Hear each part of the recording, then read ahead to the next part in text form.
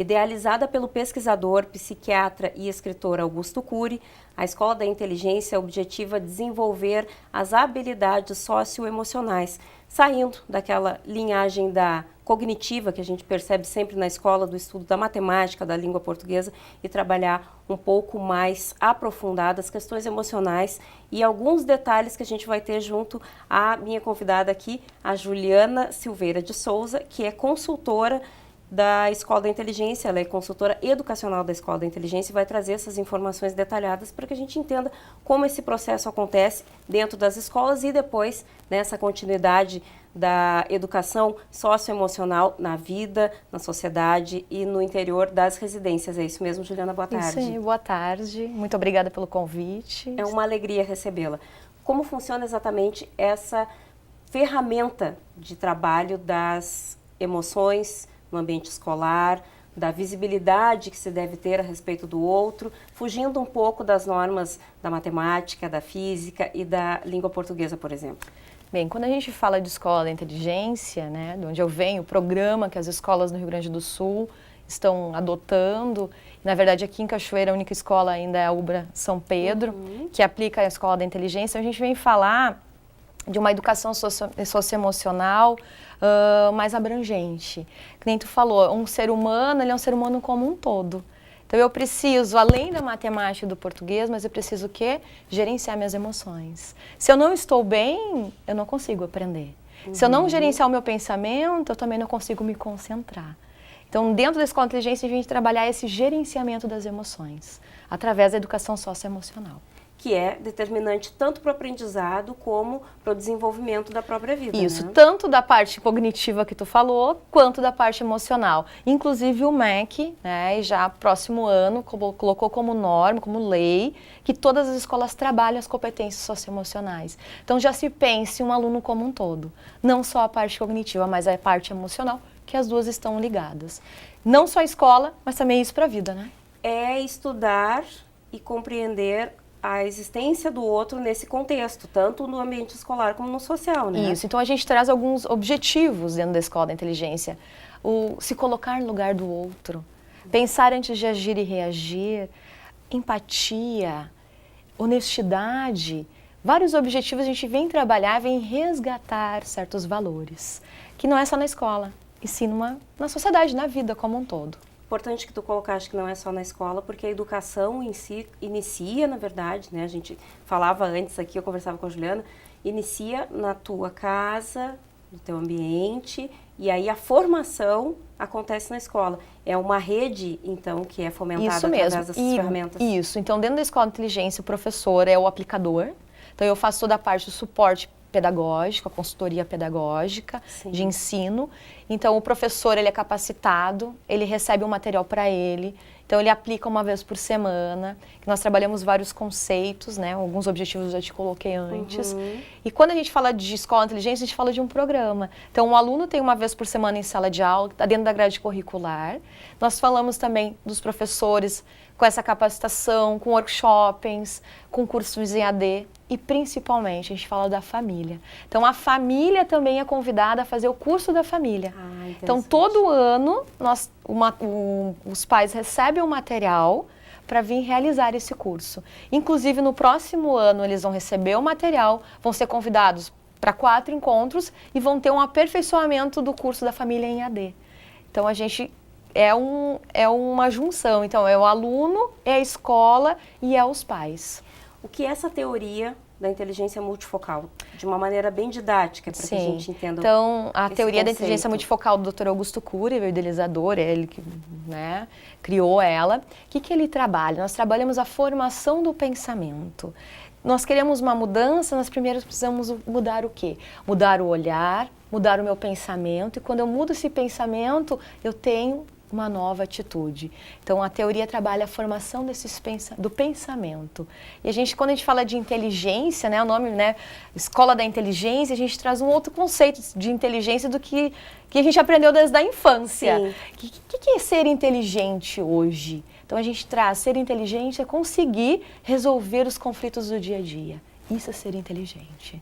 Então, a inteligência muda essa versão que se tem das boas notas, do desempenho máximo o A, o 9, o 10, a inteligência mesmo. Isso, a inteligência dentro da inteligência socioemocional, né? É esse conceito que a gente traz dentro da teoria. Ser inteligente é a capacidade de resolver todos os teus conflitos. Inclusive na hora de fazer uma prova. Com certeza. E como é que eu vou gerenciar minhas emoções na hora da prova, na hora do vestibular e no dia a dia, né?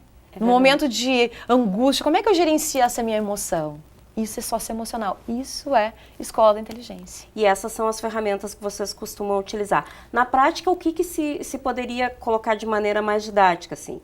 São teorias práticas? A teoria dele. Então, como é que eu vou te explicar? Então, a gente trabalha, cada ano, cada série tem o seu material. Tá. Educação infantil, a gente tem desde a educação infantil até o ensino médio. Então, na educação infantil, a gente trabalha o eu, a semelhança e as diferenças. No Fundamental 1, nós trabalhamos a importância das relações saudáveis e não saudáveis. Todos nós temos relações saudáveis e não saudáveis. Sim. Então, nós precisamos potencializar o que está saudável e melhorar o que não está saudável. No Fundamental 2, a gente vem trabalhar a questão da resiliência, das perdas, das frustrações. E no ensino médio, a gente vem trabalhar a questão do eu. O eu como autor da própria história, o gerenciamento dessas emoções frente ao vestibular e também se preparar para o mercado de trabalho. Ah, importante. Lidar com as frustrações, tanto na questão da mudança, né? Sair da escola, vai fazer uma opção por uma carreira, vai fazer uma caminhada nova. E tu tem que estar preparado para isso, inclusive se frustrar. Frustrar faz parte da vida. Implica em crescimento, né? Isso aí. Falava sobre ver o outro, sobre não compactuar com diferenças, né? Ver o outro de uma maneira mais clara, como seu semelhante, como seu igual, e permitir que ele se mostre dessa forma. As limitações, principalmente na questão de gênero, que não se usa muito esse termo, mas enfim, como se determinaria melhor meninos e meninas.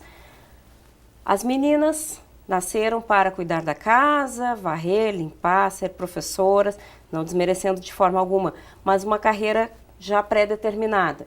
Os meninos parece que podem correr mais longe. Eles podem ser astronautas, eles podem ser pesquisadores, cientistas, jogadores de sucesso. A gente tem um caso muito clássico, tomando a linha do esporte, fala muito em Pelé, que é o grande artilheiro, o grande goleador. Um equívoco. Marta é a artilheira da seleção brasileira. Ela acreditou naquele dom que tinha e enfrentou os preconceitos e foi adiante. Temos mais meninas que estão caminhando por aí, mas ainda é um número muito pequeno. Como estabelecer isso dentro da escola e permitir que esses sonhos sejam buscados independentemente dessa restrição que a construção social nos trouxe? Na verdade, quando a gente tem um olhar multifocal, um olhar muito mais além. Então, a gente vem trabalhar com eles, como eu falei, a questão da importância de sermos diferentes, mas sermos semelhantes. E quando eu tenho esse olhar, eu mudo meu pensamento sobre essa situação, eu aceito o outro da forma que ele é. E eu também acredito em mim. Que muitas coisas são muito... Em mim. Isso aí. O que me limita, como a gente fala, não é o que está fora, mas o que está dentro. Então, eu preciso acreditar em mim, eu preciso ter uma autoconfiança e isso também influencia lá na frente. O quanto eu vou acreditar, como a Marta, tu falou, ela acreditou no seu sonho, ela foi atrás dos seus sonhos. Teve questões limitantes? Teve! Mas o que aconteceu? Ela não se limitou aqui dentro. O principal é dentro e não fora. Você tem que ter a tua autoconfiança fomentada diariamente para ter o propósito. Qual é o propósito de vida que eu tenho? O que eu quero? Qual é o meu sonho? O que eu busco? É isso, basicamente, que a Escola da Inteligência insiste em empregar e colocar nessa construção nova. Esse olhar multifocal, nesse gerenciamento das emoções, como é que eu gerencio todos os dias o meu pensamento, a minha emoção, para uma vida melhor, uma vida com qualidade.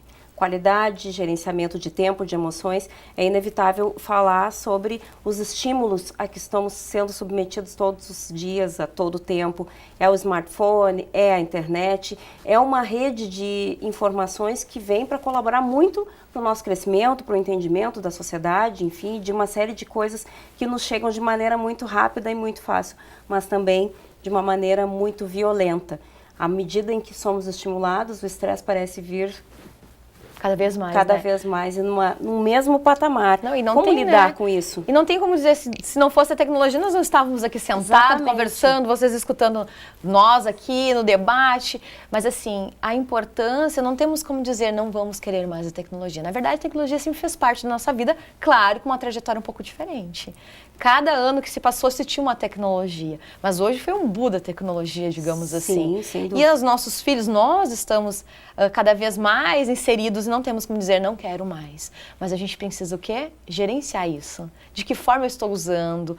Qual é o tempo que isso eu estou determinando para a tecnologia, para a minha família? Eu estou refém disso? Então, a importância de usarmos, mas usarmos com moderação. E é aí que a gente está se perdendo um pouco. O uso sem a moderação.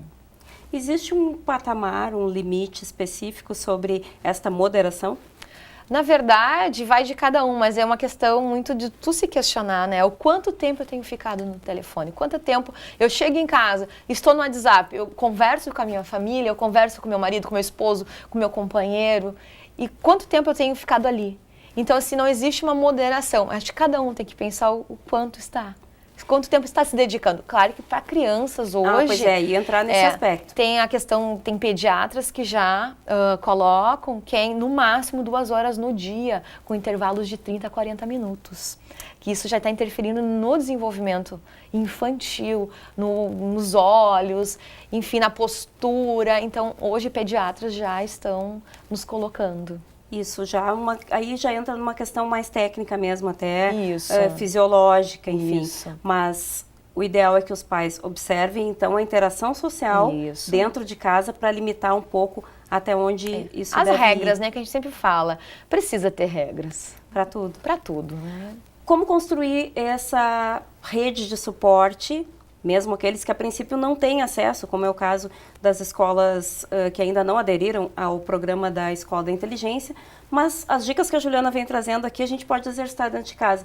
De que forma tu orientaria os pais e as pessoas que estão nos assistindo, nós Claro. todos de uma maneira geral? Até assim, os filhos, né, que têm os pais e os filhos nas escolas que são parceiras já vêm com esse trabalho, desse gerenciamento, das técnicas que a gente usa, mas também tem muitos que gostam do Dr. Augusto Cury, tem muitos livros que Verdade. trazem isso, trazem essa mudança de pensamento, começar a parar, pensar um pouco mais. E aí eu digo, quem não leu, pode ler, que vai auxiliar bastante. É uma ferramenta. É Ele uma foi ferramenta. considerado o mais lido O autor da mais década, lido da né? década, né? Então as referências falam por si só. Isso aí. Uma dica para a gente encerrar essa entrevista. Cheguei na minha casa com essas informações que a gente recebeu da Juliana, quero começar a exercitar isso na minha família, com os meus filhos. Qual é a invariável, assim, a primeira, o norte principal da Escola da Inteligência para aplicar para a vida? Na verdade, assim, olhar o outro. Começar a perceber o outro. Que na correria do dia a dia a gente às vezes não olha para o outro. A empatia é tão importante, A né? capacidade de se colocar no lugar do outro, a empatia. Uma sociedade mais justa, mais serena, mais equilibrada. Isso aí. Né, para conseguir Que a gente conviver. olhe e pense no outro. Então tá aí a dica da Juliana, olhar para o outro, conversar um pouco mais, ouvir um pouco mais, né, Juliana, verdade. como a Juliana colocava sobre ver o outro, permitir que o outro se apresente e que a gente não faça os pré-julgamentos, Isso que aí. também é um problema bem grave na construção social, né. Então eu me despeço da Juliana, agradecendo a presença Eu que dela agradeço. aqui conosco, nos dando todas essas dicas, essas informações, para que a gente consiga construir as coisas de uma maneira melhor, desenvolva principalmente a empatia, né? Ficou a dica aqui, então, Darcy Visan.